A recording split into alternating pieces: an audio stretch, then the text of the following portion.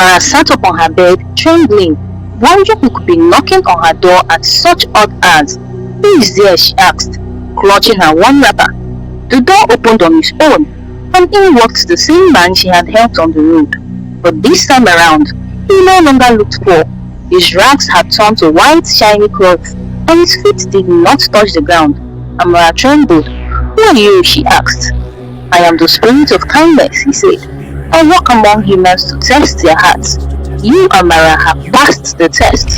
He stretched out his hand, and in it was a golden calabash, glowing like the full moon.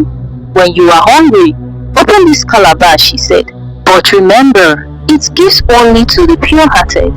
Grip you turn it to dust."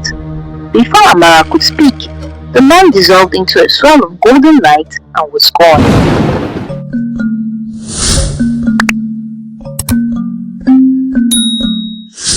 Once upon a time, in a serene village by River Orashi, there lived a poor girl named Amara. Her name meant grace, but grace was the only wealth she had. Amara's parents had died when she was a little girl, and all they left her was a mud hut, 2 broken calabashes, and a heart that refused to turn bitter. A heart that refused to turn bitter because kindness was the only thing she bore in it, and she embodied this from the time she was a little girl until she became a young, beautiful maiden. Every morning, Amara would rise before the cock crowed, walk miles to fetch water, and sweep the compound of old Mama Ejima, the oldest woman in the village. Some villagers often mocked her for doing so. "Amara, you walk like an ant, but eat like a mosquito," they would say, and laugh hysterically. Amara would smile, bow her head, and keep sweeping. "It is better to walk with a full heart than to eat with an empty soul," she would mutter to herself. But what no one knew was that Amara's kindness was noticed not only by humans, but also by spirits who walked among men. One Harmattan morning, as the dusty rain painted the air white, Amara went to the market to hawk some roasted corn. The road was long, and the sand was hot enough to burn her bare feet. Halfway through her journey, she saw something strange. A man lying by the roadside, dressed in rags. His skin was covered in dust. "Help! I need some water," he whispered. Amara dropped her basket at once and ran to him. She poured the only water she had in her water gourd over his lips, fanned him with her scarf, and tore her wrapper to wrap his bleeding leg. When he opened his eyes, he smiled weakly. "You have saved the dying man. May the earth remember your name," he said faintly. Amara shrugged shyly. "Anyone would do the same," she replied with a soft voice. But deep in her heart, she knew the truth. Not everyone would. When she turned to pick up her basket again, she saw that it was empty. All her roasted corn had vanished. She gasped, "Ah, my corn!" The man was gone too, vanished, as if he had melted into the dusty air. Amara stood there, confused and heartbroken.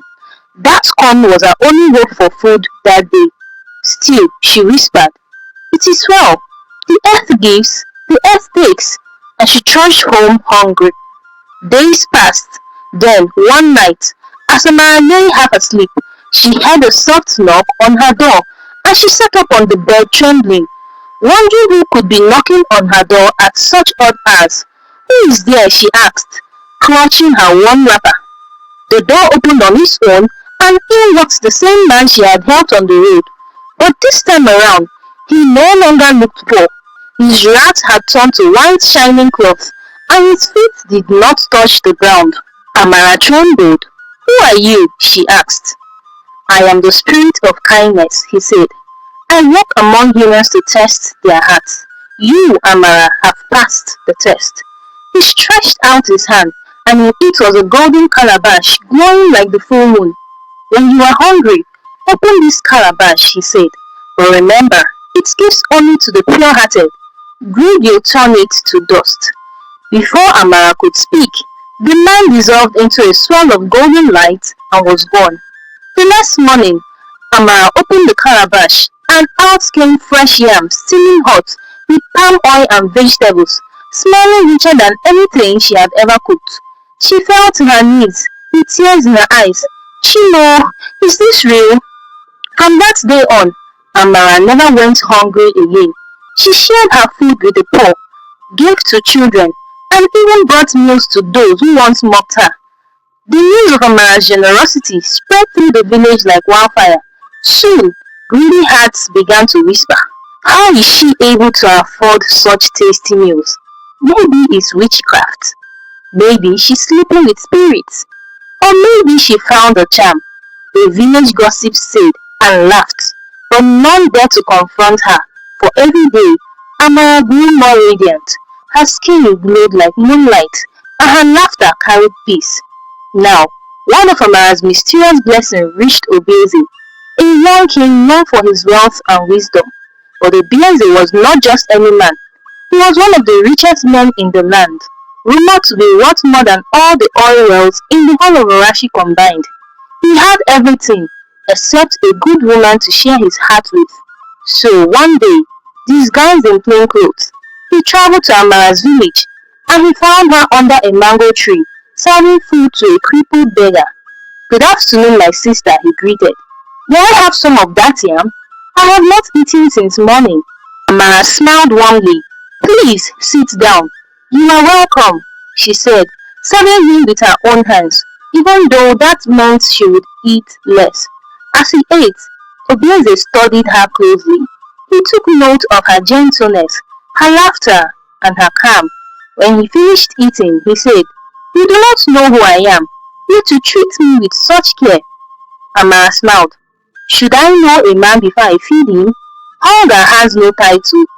Hearing this, King Obeze's heart melted, but he said nothing. He simply thanked her and left. 2 weeks later, a royal messenger came galloping into the village, blowing a horn. By the order of His Majesty King Obeze, ruler of the 7 kingdoms of Arashi, he cried, all maidens are invited to the palace for a feast. The king will choose his bride. The village went wild. Girls rushed to braid their hair, bow wrappers, and paint their faces. Even the old women whispered prayers for their daughters. But Amara stayed in her hut, staring at her threadbare clothes. What will a poor girl like me do in the palace? She said softly to herself. Then Mama Ejima, who stood by her door, silently said, My daughter, go. You may not have silk, but your heart shines brighter than gold. Reluctantly, Amara agreed. She washed her dress, patched it with care, and tied her hair neatly. When she arrived at the palace, other girls who already stood in a long queue laughed. Look at her rags, one said. Did she come to find a husband or to sweep the floor? Another added, scoffing. Amara ignored them and simply joined the queue as they all made their way into the palace hall.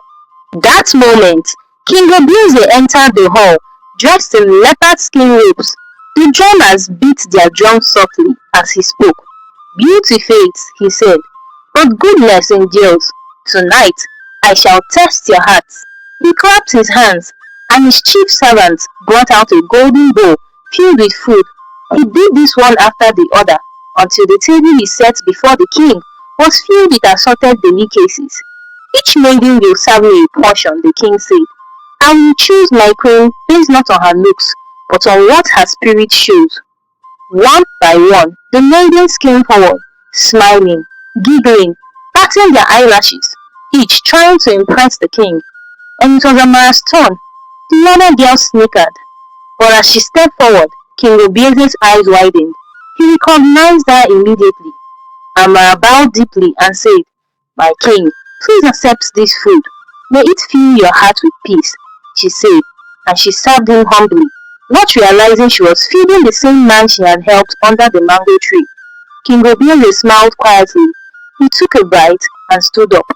This is she, he declared, the woman whose kindness fits both body and soul. The hall fell silent.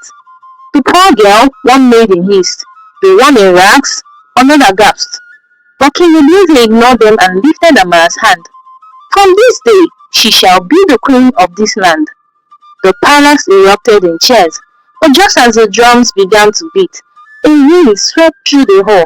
Candles flickered, curtains danced, and there, standing in the golden glow, appeared the spirit of kindness, the same man Amara had helped on the road. He smiled at her and said, "You have passed the second test, Amara. Wealth has found you, yet your heart remains pure." Then he turned to the king and said, "Treat her well, for her kindness has moved both heaven and earth." The king bowed. "I shall honor her till my last breath." With that, the spirit vanished, leaving behind the faint scent of blessings and feasting that continued until everyone ate to their satisfaction. Amara became queen, not because of her beauty, but because of her heart. She used her newfound wealth to feed the hungry, to help widows start businesses, and to ensure that the people's needs and basic amenities were provided.